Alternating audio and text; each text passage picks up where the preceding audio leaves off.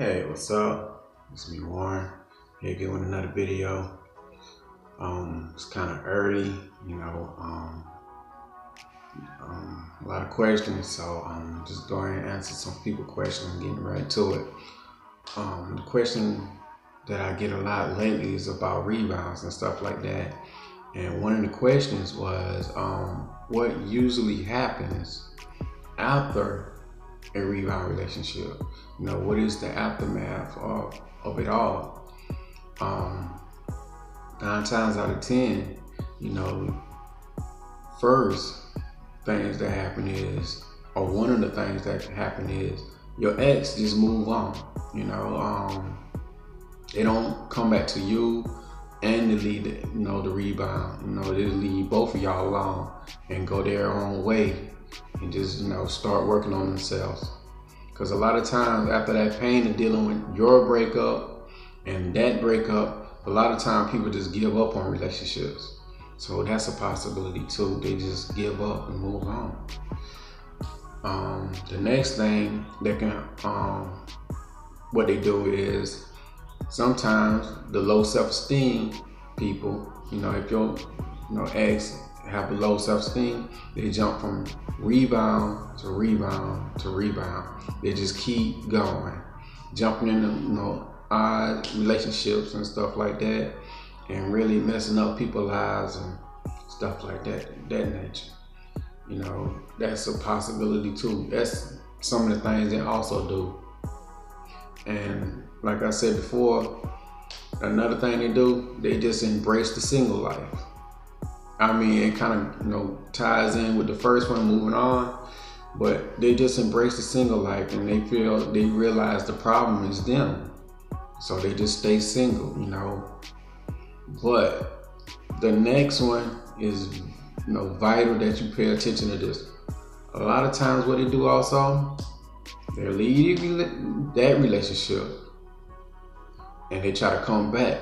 Because keep in mind, people do things in cycles. They do things in cycles and circles. So once that relationship fails, they're gonna come back to you. And a lot of times when they come back to you, they just come back to you because they familiar with you. They just need, some kind of closure, some kind of validation. They can't be alone. So that's why they come back a lot of times, But not to say it's, it's because they love you or something like that. A lot of times they just want your company and they familiar with you, because if they love you, they wouldn't be doing what's going on, what they doing. So the thing is, you should be aware of that. If somebody leave out your life or walk out your life, you let them go. Even if they try to circle back in your life, you don't entertain them. You don't move backwards. Your life don't revolve. Your life don't move backwards. You're not getting younger every day. You're getting older every day. That means you moving forward. So the thing is, all this really depends on the type of person that you was dealing with. And let me say this again. When they jump out the rebound, these rebound relationships, normally they just move on and they just let stuff go. Or they move to another rebound. They just continue their path of destruction, and things of that nature. Or they just embrace the single life. They're like, you know what? I just like being me and stuff like that. They don't jump into another relationship, but they still having sex with people and do relationship actions. That's what I mean by embracing the single life. They just, using people for sexual purposes only. So that's one possibility that will happen. And the last possibility is they circle back around to you to try to get back into your life, not because they love you or something like that. They just might be familiar with you and they might have a fear of you moving on. So they circle back in your life to not to mess it up, but to see what you're doing, to see it and start back over.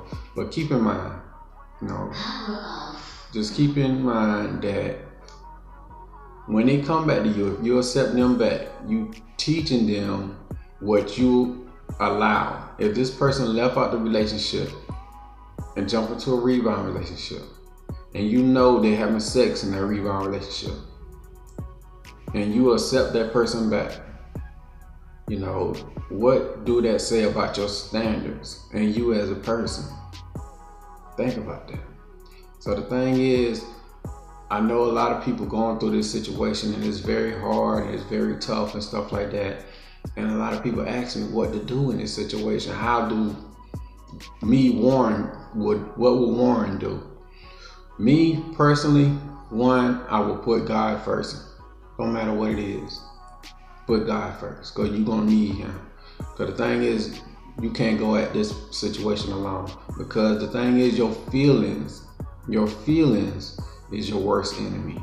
It's you against yourself. That's who it is. Now keep in mind, the devil is on the passenger side of your brain, and them thoughts represent him. If you give into them thoughts, you let him drive your life. So that's why I say put God first, because you're gonna need it. Because your thoughts, all the stuff like that, gonna overwhelm you. And that's why I tell people to reach out to me. And whenever you need help, I'm here for you, because I totally understand. The second thing I did was work on my goals, purpose. You know, 365 days a year, working on my purpose. You can't be afraid to fail. People are afraid to fail. Failure is good. When you fail at certain things, you learn. There's no such thing really as failure. You learning, and you learning to improve. Each failure is an improvement. You know, so don't be afraid to fail, set goals, go out there and do things. Because the thing is, you're gonna give into these thoughts sooner or later. You know, you're gonna be snooping, you know, doing crazy things. It's fine, it's cool. But the thing is, don't just keep doing it. Try to get some help for it. Set some goals for yourself. Set some goals so your mind don't be occupied with what that person doing. Set some goals, and don't be afraid to fail if you don't achieve them goals and stuff like that. Keep going, keep pushing. And the last thing, be grateful. You know, it's not bad as you think. It's just your mind telling you that. It's not as bad as you think. Be thankful that you woke up this morning, you got clean clothes, you got a roof over your head, you got food. I mean, your kids healthy. It's a lot of things you can be thankful for. So be thankful for that, and stop focusing on somebody that leave out your life. You know, you're not lost to them. You're not on the back of a milk carton nowhere.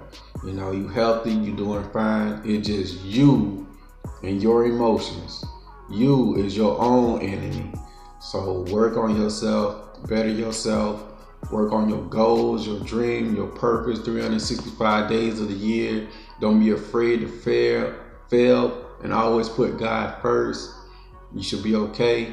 And just be thankful for the things that you have. Don't be afraid to start your goals and dreams and stuff. Don't tell yourself you might don't have the right equipment. Start where you at. Start where you are to get where you need to be. And everything will just fall in place. And just watch. Just watch. You know, things will be okay. Now, if you need to get in contact with me, the best way to get in contact with me is through email. You can send me an email. I'd be more than happy to set up a time we can talk about this situation. You can also text me your situation. I'd be more than happy to accept your text message. If you want to do video chat, we can do video chat. You can do email coaching. You know, I got multiple ways for you to get in contact. Get in contact with me. There's no reason for you to just sit there and go through that pain alone. That's what I'm here for.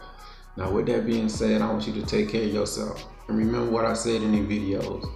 The most important one is to put God first, and you should be okay. Now, with that being said, you take care.